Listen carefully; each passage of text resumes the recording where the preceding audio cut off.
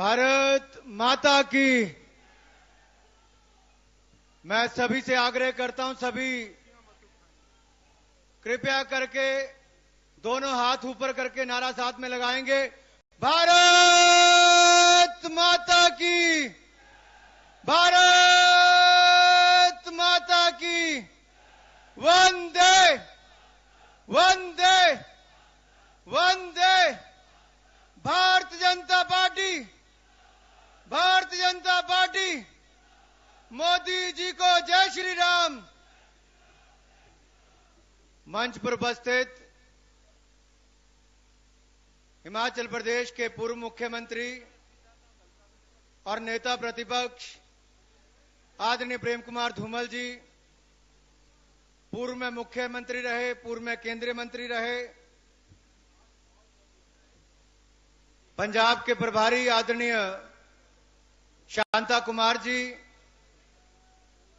Bharatiya Janata party के राष्ट्रीय उपाध्यक्ष, हिमाचल प्रदेश के प्रभारी परम आदरणीय बलबीर पुंज जी, हिमाचल प्रदेश के सम्माननीय प्रदेशाध्यक्ष, ऊना के लोकप्रिय विधायक आदरणीय भाई सतपाल सत्ती जी, राज्यसभा के सांसद और राष्ट्रीय महामंत्री आदरणीय बड़े भाई जगत प्रकाश नड्डा जी, लोकसभा में मेरे सहयोगी शिमला के लोकप्रिय सांसद आदरणीय वीरेंद्र कश्यप जी, राज्यसभा की सांसद आदरणीय श्रीमती बिमला कश्यप जी,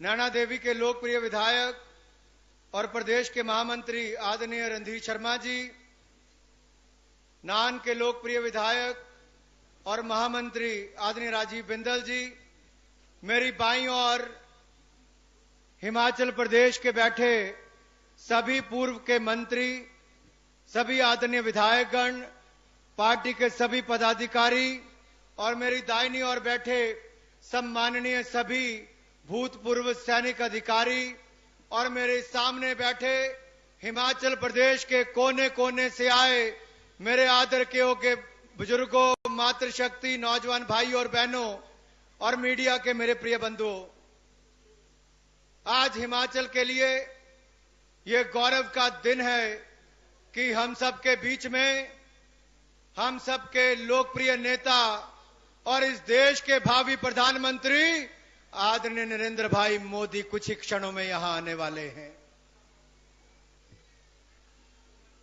भाई और बहनों, पूरे देश भर में आज मोदी जी को लेकर जिस तरह का उत्साह है और जिस तरह से मीडिया की रिपोर्ट्स कह रही हैं कि आने वाले चुनाव में हिमाचल प्रदेश भी आने वाली केंद्र की भारतीय जनता पार्टी की सरकार में 4 की 4 सीटें जिताकर देगा, मोदी जी की झोली में डालकर देगा। पिछले कल जब बारिश हो रही थी, 2 दिनों से लगातार बारिश पड़ रही है, कुछ मीडिया के मित्रों ने सुजानपुर में पूछा कि शिमला में बर्फ पड़ गई, कुल्लू से ऊपर वाले क्षेत्रों में बर्फ पड़ गई, कई इलाके कट गए हैं, क्या यहां पर भीड़ जुट पाएगी? मैंने कल भी कहा था, बिहार की रैली में 7 लाख से ज्यादा लोग थे, 16 से ज्यादा बम धमाके हुए। अगर बम धमाके भी लोगों को नहीं रोक पाए तो बारिश और बर्फ क्या रोक पाएगी? चौगान मैदान भी छोटा पड़ जाएगा। और आज हिमाचल प्रदेश के लोगों ने कर दिखाया है।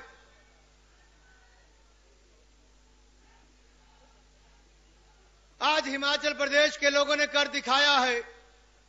ना गोली से डरते हैं, ना बम से डरते हैं, ना बारिश से डरते हैं, ना तूफान से डरते हैं। हिमाचल प्रदेश के नौजवान मेरे भाई और बहन, आप सभी यहां पर कोने कोने से आए हैं। मैं केवल इतना कहना चाहता हूं आपसे, अगर अटल जी इस देश के सबसे लोकप्रिय प्रधानमंत्री हुए तो उनकी झोली में भी हिमाचल प्रदेश ने 4 की 4 सीटें डाली थी।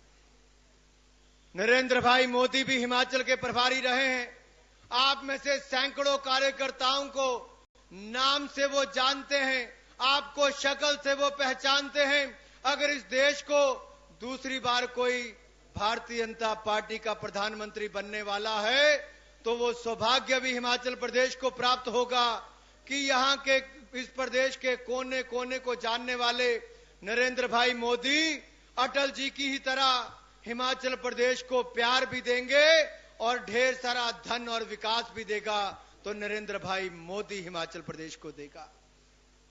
भाई और बहनों, हिमाचल प्रदेश को गांव-गांव को अगर सड़कों से किसी ने जोड़ा है, अगर हिमाचल प्रदेश को विकास किसी ने दिया है, चाहे वो सर्व शिक्षा अभियान की बात हो, प्रधानमंत्री ग्रामीण सड़क योजना की बात हो या हिमाचल प्रदेश के लिए सैकड़ों करोड़ रुपए की योजना की बात हो, तो उस समय अटल बिहारी वाजपेयी जी ने दिया था। आज अगर हम वो उम्मीद किसी से कर सकते हैं तो नरेंद्र भाई मोदी से कर सकते हैं मित्रों। और मैं यहां पर बैठे अपने नौजवान मित्रों से कहना चाहता हूं, अगर गुजरात के नौजवानों को लाखों रोजगार नरेंद्र भाई मोदी ने दिया है और अटल बिहारी वाजपेयी जी ने तो इस देश के 6 करोड़ 25 लाख लोगों को मात्र 5 वर्षों में रोजगार दिया था और मनमोहन सिंह जी तो मात्र 25 लाख लोगों को रोजगार दे पाए। अटल जी ने 30 गुना से ज्यादा रोजगार दिया था। हमें ऐसा नेता चाहिए जो प्रगति दे सके, देश को विकास दे सके, सुशासन दे सके। और देश में अगर सुशासन और विकास की बात कोई कर रहा है तो कोई और नेता नहीं कर रहा, कोई और पार्टी नहीं कर रही, केवल भारतीय जनता पार्टी और भारतीय जनता पार्टी के नेता कर रहे हैं। आज भी बाकी पार्टियों के नेता मित्रों, आज भी बाकी पार्टियों के नेता इस देश को बांटने का प्रयास कर रहे हैं। कांग्रेस के पास 10 वर्षों के बाद एक भी उपलब्धि नहीं है जनता के बीच में जाने के लिए। कोई एक मुद्दा लेकर वो जनता के बीच में नहीं जा सकते। महंगाई, बेरोजगारी, भ्रष्टाचार, आतंकवाद, ये कांग्रेस की देन है मित्रों। पिछले 10 वर्षों में महंगाई ने जनता की कमर तोड़ दी है। बेरोजगारी से नौजवान निराश और हताश है। आतंकवाद और नक्सलवाद देश के कोने कोने में फैला है। मैं आपके सामने पूछता हूं, आज भारत की सीमा पर सैनिक मर रहा है, किसके कारण? भारत की सीमा पर भारत माता का बेटा और सड़क पर बेटी सुरक्षित नहीं है। सीमा पर बेटे का सिर काटा जा रहा है, सड़क पर बेटी की इज्जत लुट रही है। हमारे सैनिकों का सिर काटकर पाकिस्तान ले जाता है।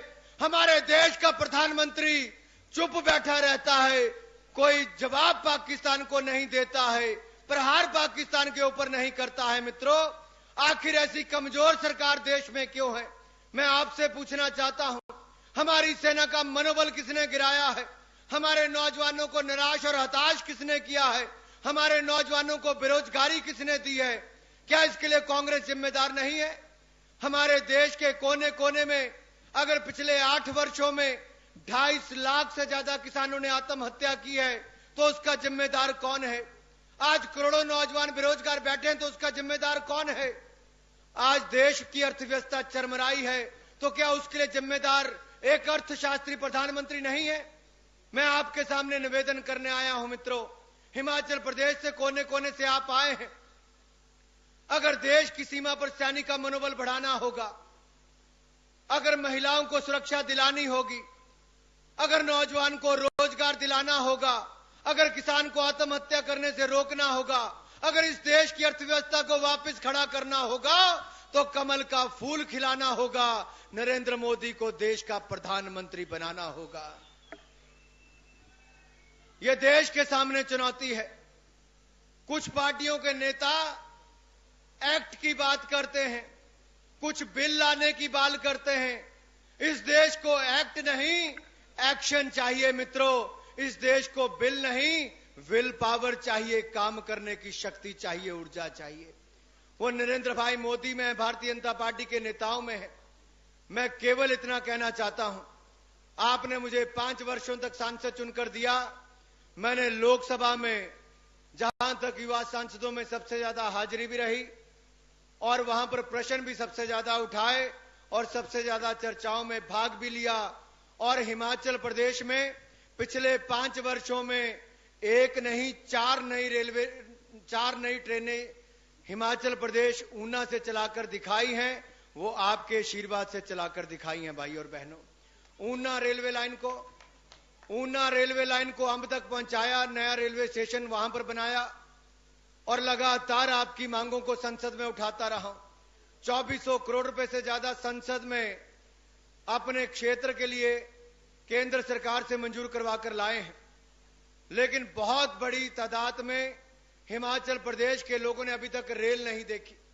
हमारे बुजुर्गों को पता ही नहीं कि रेल में सफर कैसे करना है, और उसका जिम्मेदार भी कोई है तो कांग्रेस है। आजादी के 67 वर्षों के बाद भी हिमाचल प्रदेश को रेलवे लाइन मिली तो मात्र 44 किलोमीटर मिली है मित्रों।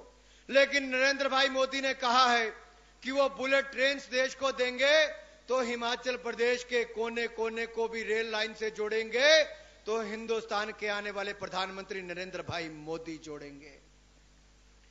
भाई और बहनों, हिमाचल प्रदेश के नौजवानों के सामने रोजगार की एक बड़ी समस्या है।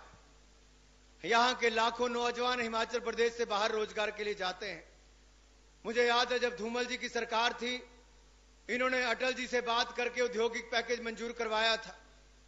लाखों लोगों को रोजगार हिमाचल प्रदेश में मिला, लेकिन जैसे ही केंद्र में कांग्रेस की सरकार आई, औद्योगिक पैकेज वापस ले लिया गया। मैं अपने नौजवान भाई और बहनों से कहना चाहता हूं, हमें एक बार फिर वो आशा की किरण किसी में नजर आती है कि जो हिमाचल प्रदेश के नौजवानों को रोजगार देगा तो नरेंद्र भाई मोदी और भारतीय जनता पार्टी की सरकार इस देश में देगी। वो उम्मीद हमें नरेंद्र भाई से है और मुझे पूर्ण विश्वास है जब इस देश में हमारी सरकार आपके आशीर्वाद से आएगी। और जिस तरह से सर्वेक्षण सामने आ रहे हैं कि भारतीय जनता पार्टी की अपने बलबूते पर 230 से ज्यादा सीटें आएंगी। अभी 2 महीने का समय बाकी है मित्रों, अगले 2 महीने में माहौल और अच्छा बनेगा। हम 230 नहीं 272 का जादुई आंकड़ा पार करके दिखाएंगे, विशुद्ध भारतीय जनता पार्टी की सरकार बनाएंगे। ज्यादा समय नहीं लूंगा, अगले 10 मिनटों के अंदर नरेंद्र भाई मोदी का हेलीकॉप्टर यहां पर लैंड होने वाला है। मैं केवल अंत में इतना कहूंगा, हिमाचल प्रदेश के कोने कोने से आए आप सभी का हमीरपुर की इस वीर भूमि पर आपका स्वागत है, अभिनंदन है। और आप इतनी बड़ी तादाद में आए, इस रैली को ऐतिहासिक किया। अभी भी एक लंबी लाइन पीछे से नजर आ रही है, कई किलोमीटर की लाइन लगी हुई है।